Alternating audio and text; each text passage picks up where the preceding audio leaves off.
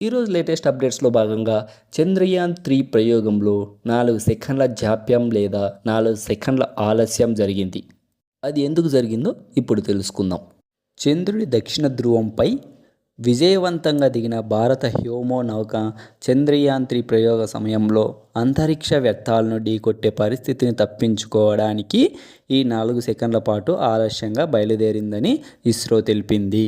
ఈ నిర్ణయం collision on launch avoidance అనే విశ్లేషణ ద్వారా తీసుకున్నారు. చంద్రయాన్-3 హ్యోమో నౌకను LVM-3 M4 రాకెట్ ద్వారా జూలై 14, 2023 రోజున శ్రీహరికోట నుంచి ప్రయోగించారు.